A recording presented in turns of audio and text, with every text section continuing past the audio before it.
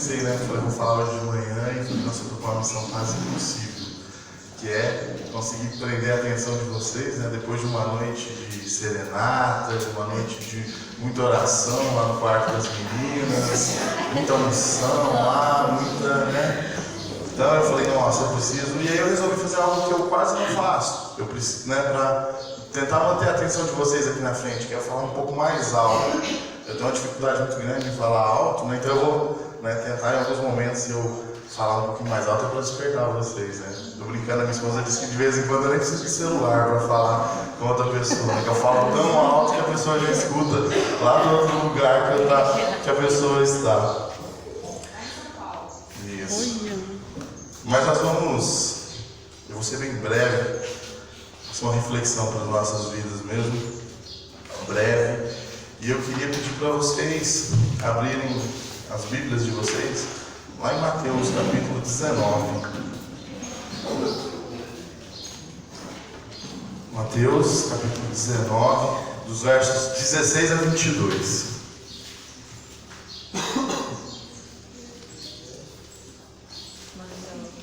Mateus, capítulo 19, de 16 a 22. Amém? Amém. Eu vou fazer a leitura. E eis que alguém, aproximando-se de Jesus, lhe perguntou: Mestre, que farei de bom para alcançar a vida eterna? Jesus respondeu: Porque você me pergunta a respeito do que é bom? Bom só existe um. Mas se você quer entrar na vida, guarde os mandamentos. E ele perguntou: Quais? Jesus respondeu: Não mate, não cometa adultério, não furte, não dê falso testemunho, honre o seu pai e sua mãe e ame o seu próximo como você ama a si mesmo. O jovem disse: Tudo isso tenho observado. O que me falta ainda? Jesus respondeu: Se você quer ser perfeito, vá, venda os seus bens, dê o dinheiro aos pobres e você terá um tesouro nos céus. Depois venha e siga-me. Mas o jovem, ouvindo estas palavras, retirou-se triste, porque era dono de muitas propriedades. É interessante, nós estamos há vários dias, manhãs e noite, falando sobre o tema do nosso acampamento, né? Antes de Cristo, depois de Cristo, vidas transformadas. E é interessante quando a gente fala sobre oportunidades, né? O jovem, nesse momento aqui, né? Quando a gente para, nesse momento que Jesus tem esse diálogo com esse jovem, né? Era a última viagem que Jesus fazia a Jerusalém. Já estava quase chegando o momento da crucificação. E quando a gente olha aqui para o texto, né? No texto aqui de Mateus, a gente sabe que é o jovem rico, né, que é muito conhecida essa passagem, porque aqui em cima nas Bíblias nós temos uma divisãozinha e fala aqui, né, sobre o tema, sobre aqui o jovem rico. Mas na leitura que nós fazemos aqui, né, ele passa que no finalzinho sim, que ele fala que ele tinha, que era para ele vender suas propriedades, né, e dividir o dinheiro, dar o dinheiro aos pobres naquele momento. Mas nós temos a ideia de que ele era rico, e esse texto, eu entendo, essa passagem foi importante, que ela é relatada nos três evangelhos. Ela é relatada tanto no livro de Mateus, Marcos e Lucas. E quando a gente olha, quando você vê lá no livro de Lucas, no texto que está lá no capítulo 18, e essa passagem está transcrita em Lucas, de 18 a 23, ele fala que no início do texto que esse jovem, em algumas traduções até traz que ele era um príncipe, né? Que ele era muito importante, e por isso que ele traz aqui para nós, e diz aqui, né, até o título aqui em Mateus que fala sobre a passagem do jovem rico. Quando nós olhamos para aquilo que nós temos traçado, né, naquilo que nós temos ouvido aqui no acampamento, sobre a nossa vida e sobre oportunidade, esse jovem chega diante de Jesus e propõe uma conversa com o Senhor. Ele chega e inicia, né, o diálogo dele e diz: Mestre, que farei de bom para alcançar a vida eterna? O início início do texto, né, dá a ideia que ele teria que fazer algo. E aqui, Jesus estava falando, quando ele continua o diálogo, sobre vida eterna. Sobre a vida dele, a comunhão dele aqui na terra para chegar à vida eterna. E é isso que eu queria, bem rapidamente, falar aqui nessa manhã. Jesus então continua, falando com ele e responde. O jovem faz essa pergunta e Jesus responde para ele: por que você me pergunta a respeito do que é bom? Bom só existe um, mas se você quer entrar na vida, guarde os meus mandamentos. E aí o jovem responde: quais mandamentos? E Jesus vem e elenca esses mandamentos. E é interessante que o jovem, que Jesus fala: não mate, não cometa adultério, não furte. E aí o jovem responde a Jesus: mas tudo isso eu tenho feito, eu tenho guardado. E aí nós entramos na primeira questão, sobre a religiosidade. Aquele jovem, ele conhecia a palavra de Deus, ele sabia da lei, ele conhecia aquilo que ele deveria fazer e praticar. E a palavra diz que ele praticava aquilo.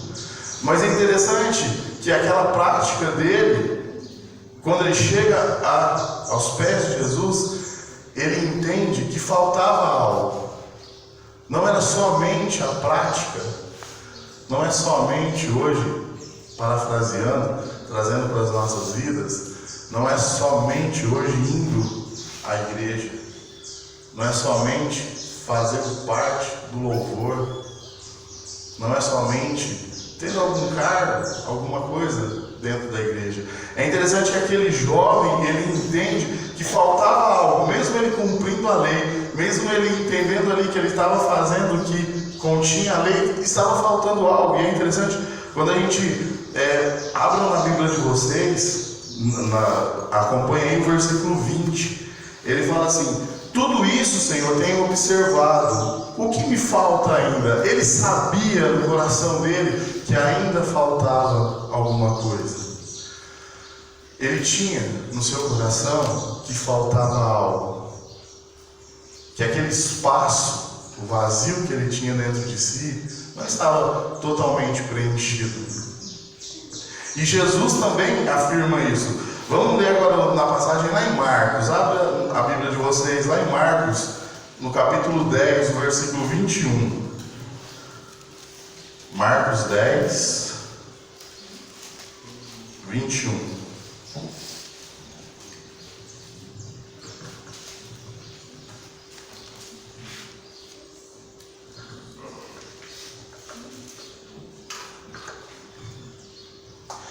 A palavra diz assim: e Jesus, olhando para ele com amor, disse: só uma coisa falta a você. Jesus sabia que faltava algo para aquele jovem. E aí ele fala, na segunda parte: vá, venda todos os seus bens e divida esse dinheiro com os pobres. O texto e várias situações aqui falam, sobre essa dificuldade, sobre o apego ao dinheiro, ao apego. Mas eu queria nessa manhã falar sobre outras dificuldades que nós encontramos. Jesus estava ali falando que para aquele jovem alcançar a vida eterna, ele tinha que deixar o apego que ele tinha aos seus bens. Mas nós somos apegados talvez não a dinheiro.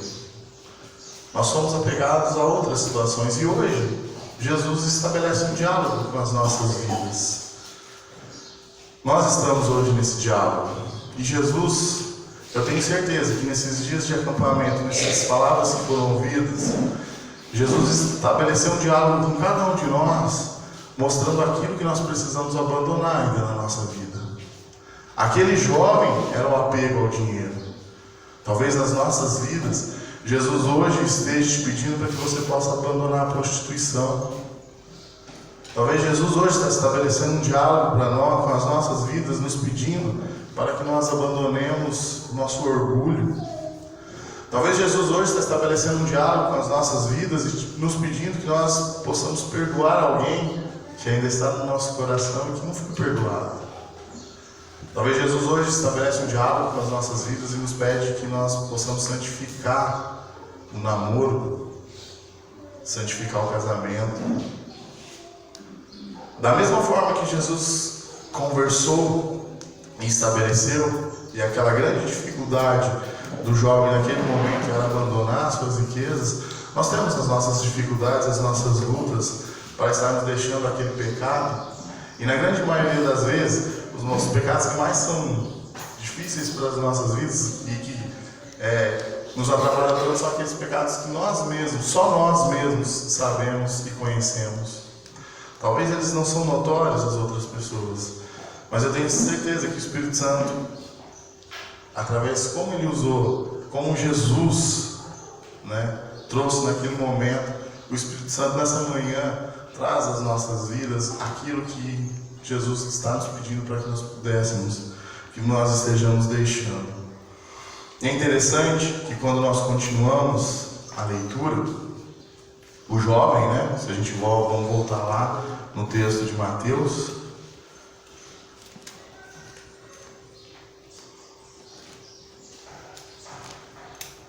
Mateus 19:16, a palavra continua: se você quer ser perfeito, vá, venda os seus bens, dê o dinheiro aos pobres, e você terá um tesouro nos céus. Depois vem e siga-me. Mas o jovem, ouvindo esta palavra, retirou-se triste, porque era dono de muitas propriedades. O triste da história é que o jovem foi embora e não se desprendeu daquilo que Jesus tinha colocado diante dele. A minha oração nessa manhã é que nós possamos nos colocar diante de Deus e nos libertar daquilo que o Senhor tem nos mostrado e que tem colocado diante das nossas vidas, que nós precisamos transformar. Conta uma história, A história é essa do Bill Gates. Quando ele ainda não tinha, ele já foi, a gente ouve tantas coisas, que ele já foi uma das pessoas mais ricas do mundo, desenvolveu, trabalhou e foi dono da Microsoft. E há um relato dele mesmo, que antes dele ter todo esse império, enquanto ele ainda não era rico, ele chegou num aeroporto e ele foi comprar um jornal. E chegando lá, quando ele foi comprar esse jornal, ele já estava com o jornal na mão, e em Nova York, isso. E aí quando ele foi contar as moedas dele, ele viu que o dinheiro dele não dava para comprar o jornal. E ele devolveu o jornal ao jornaleiro, e o jornaleiro pegou e falou assim: não precisa me pagar não, leva o jornal, pode levar. Pensou que pegou o jornal, mas foi embora e levou o jornal. Passados uns 6 meses, ele voltou no mesmo aeroporto.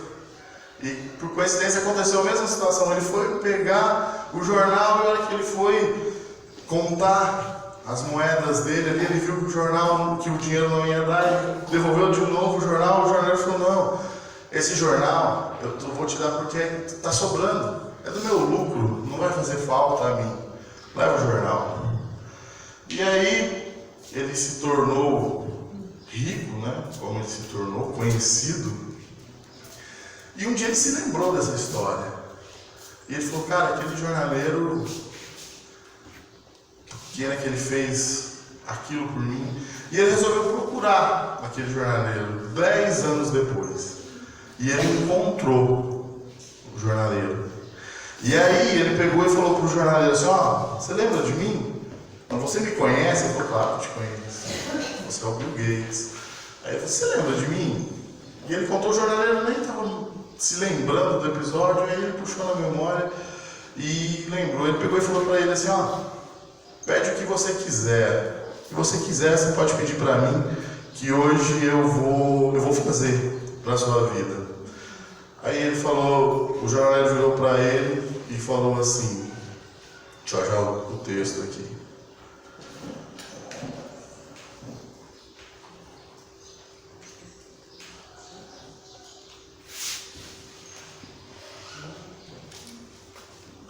Aí o jornaleiro respondeu para ele, depois que ele falou que ele poderia dar o que ele quisesse para ele, ele falou: Sr. Bill Gates, acredite que fazendo isso não poderá igualar a minha ajuda. Interessante, né? O jornaleiro falou assim: não é o senhor fazendo isso, me dando o que eu quiser, que o senhor vai igualar a minha ajuda. Eu perguntei para ele, o Bill Gates falando: por quê? O jornaleiro respondeu: eu te ajudei quando eu era um pobre vendedor de jornais. E agora você está tentando me ajudar quando você se tornou o homem mais rico do mundo. Quando eu venho à minha memória a questão lá da viúva pobre nessa questão. Não espere sobrar. O que o jornaleiro fala para o Bill Gates nesse momento é que não espere sobrar o seu tempo para que você possa dedicar ele a Deus. Não espere sobrar o seu dinheiro para que você possa então abençoar a casa do Senhor.